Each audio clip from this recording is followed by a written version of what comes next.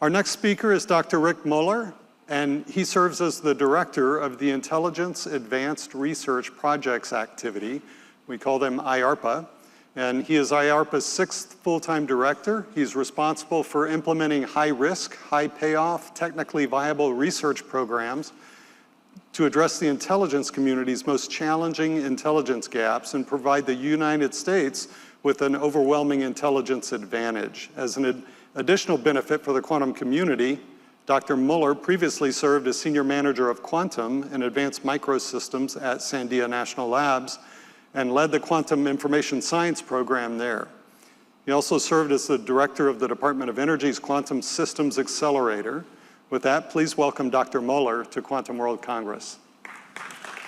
Thank you, Rick. Thanks very much.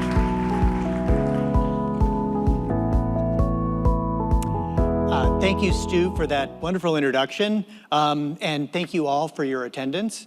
I've been asked to give a national security perspective on quantum. And as Stu mentioned, I'm Rick Muller. I'm the director of IARPA.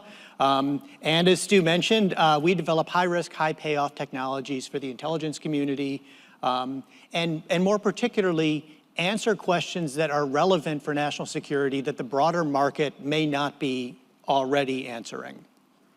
Quantum computing has I am on the wrong slide.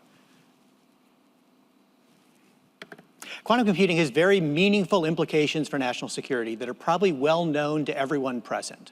A sufficiently large, error-corrected quantum computer can break many forms of public key cryptography and would upend most of our current digital security. We rely on encryption to protect our civilian and military communications, control critical infrastructure, and protect most of our financial transactions. Before coming to IARPA, I worked in quantum chemistry and quantum information science for many years, and that work stands out as among the most rewarding of my technical career. And it's a real honor to lead an organization like IARPA that has quantum as part of its lifeblood.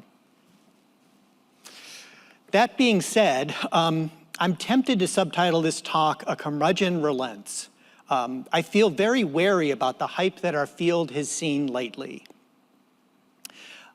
It's exciting to be part of a hot field, but I feel that unbridled hype raises too many false hopes that can lead to disappointment and funding cuts in the future. However, I do mean the relent part of that statement. I've seen real changes over the last few years, and in this talk, I'd like to talk about what those changes are and where they can take us. I'm going to focus mostly on quantum computing here, since that's the part of quantum information science that I know best, and also the part that IARPA has traditionally invested in. And I'll leave people who could make similar talks in quantum sensing or quantum communications to other great speakers.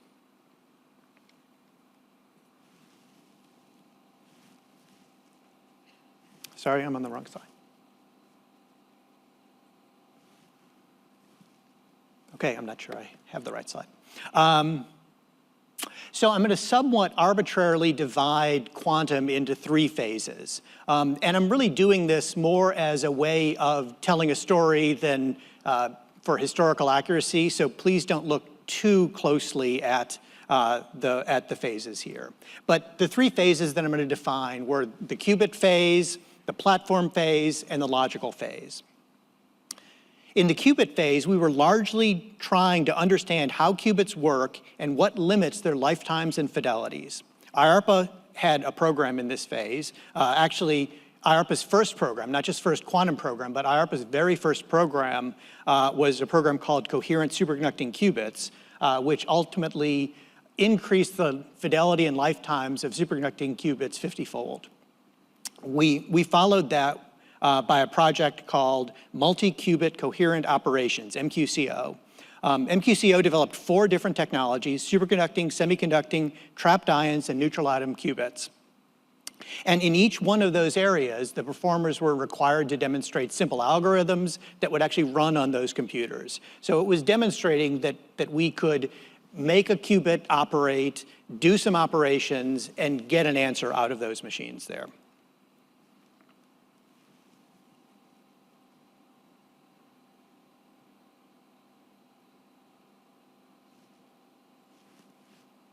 That's why it didn't show up. The platform phase built on these early successes and allowed quantum devices to be operated by people who weren't experimental physicists. Here we saw the first publicly accessible platforms or testbeds. I believe IBM's Quantum Experience was the first, but now it's the case that most quantum computing companies have platforms accessible over the cloud. We also saw the Department of Energy's Office of Science start a testbed program that provided access, low-level access, kind of everything that you could do in the laboratory type access, to superconducting and trapped ion platforms. And it's difficult to overstate how important a development this has been for the field.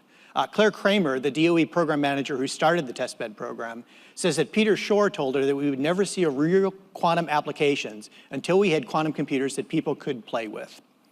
These were developed in the platform phase to great benefit for the field.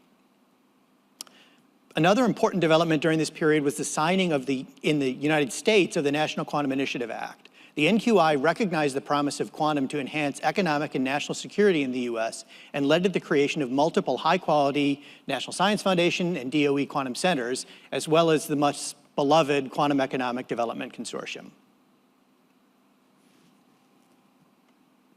So the other thing that came out of this period was software stacks to address many different levels of quantum computing programs. IARPA had a couple programs in this area that were quantum computer science and a program called STIX that developed operating software stacks and design software stacks for various platforms. But there was a lot of work being done. IBM has a Qiskit platform that's widely used, but most of the companies that have cloud platforms have some sort of way to either support another platform or their own platform to do this.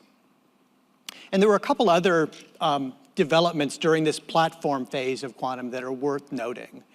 During this period, we saw the first demonstration attempts of quantum advantage, which is defined as performing a computer application on a quantum computer in less time or with fewer resources than it would take using a classical computer. The best known of these, and the first of these, was Google's sampling of a highly entangled quantum state, something that could be expected to require exponentially greater time to compute classically. These and other calculations for quantum advantage have not necessarily been things that you actually want to do on a computer, but they've been important demonstrations that we could create complex quantum states, keep them alive long enough to get expected outputs that are sufficiently complex to go beyond what we can do classically. There's long been the hope that applications would be developed that could demonstrate quantum advantage on a meaningful problem using near-term hardware without quantum error correction. These are sometimes called NIST applications since they run on noisy intermediate scale quantum, NIST, hardware. It would be wonderful to have applications like this, but I'm unaware of any promising candidates at this point, and I'd love to hear of some if people have some. And I'm somewhat skeptical of them being developed in the future. And that's why I want to cite as the phase that we are currently in as the logical phase. Here we are building quantum systems with built-in quantum error correction and fault tolerance. IARPA, my organization, has made meaningful contributions here. First in the logic program, which demonstrated distance 3 logical qubit encodings in 4 very different architectures, in superconducting and trapped ion platforms. And our current program is called ELK for entangled logical qubits, which will demonstrate logical state teleportation in superconducting, trapped ion, and neutral atom platforms. Many other organizations are making great strides in realizing logical qubits. We just heard from IonQ about their work in this area, and Google scientists just published a paper showing sub-threshold quantum error correction using the surface code, which is truly going to be heralded as a milestone achievement. And there's great work going on developing other encodings, many of them in the low-density parity check class of codes that, among other things, promises lower overhead encodings and could ultimately enable quantum advantage for calculations that really matter. And it's the logical phase of the quantum development that diminishes my curmudgeonly tendencies, and the part that makes me feel that quantum hype isn't completely overblown. There's truly great work being done across the field and across the world. It's worth asking what comes after the logical phase. Maybe it will be the application phase or the algorithm phase, but I prefer to think of it as the surprise phase. What has made me happiest over these years was the time I've been surprised. And I'm hopeful that quantum's progress will continue to be excitingly surprising. Now, I would really love to leave this talk on that positive note, but I work in national security where surprises can be delightful and they can be worrying. I have great hope for the former, but I know that will be mixed with some of the latter as well. In order to ensure that technology develops in a way that maximizes benefit to society and minimizes its harms, we need wise policy to guide government in funding and regulating that technology.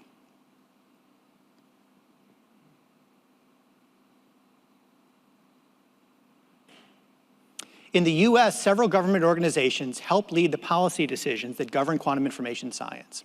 One of the most important is the National Quantum Coordination Office, which is part of the White House's Office of Scientific and Technical Policy.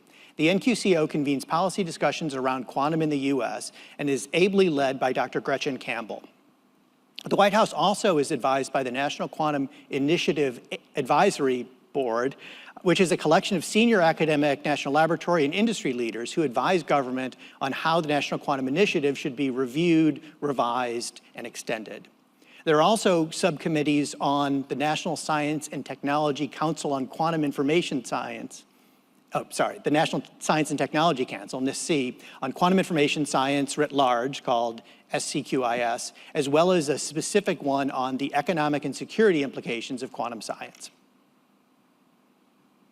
In 2022, the Biden administration signed a national security memorandum that recognizes both the great promise that quantum offers, along with the risks that breaking public key cryptography poses to our nation, its infrastructure, and its economic security.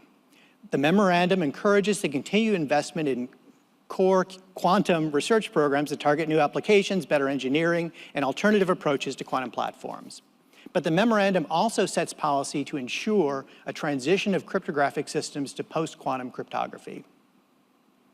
In 2016, the National Institutes of Standards and Technology started developing US standards for cryptosystems that are resistant to the types of algorithms that quantum computers can use to break standard public key cryptosystems.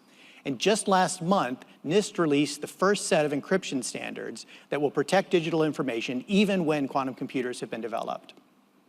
The new standards have the names Crystal Kyber, Crystal's Dilithium, and Sphinx Plus, and another one, Falcon, is slated to be released later this year. So, hopefully I've given you some idea about why even curmudgeons can be optimistic about quantum's future, both because of remarkable progress made by the community, as well as by the excellent policy that will ensure that we can realize these technical benefits while still keeping our economic and national security hale and healthy. Thank you for the opportunity to speak to you.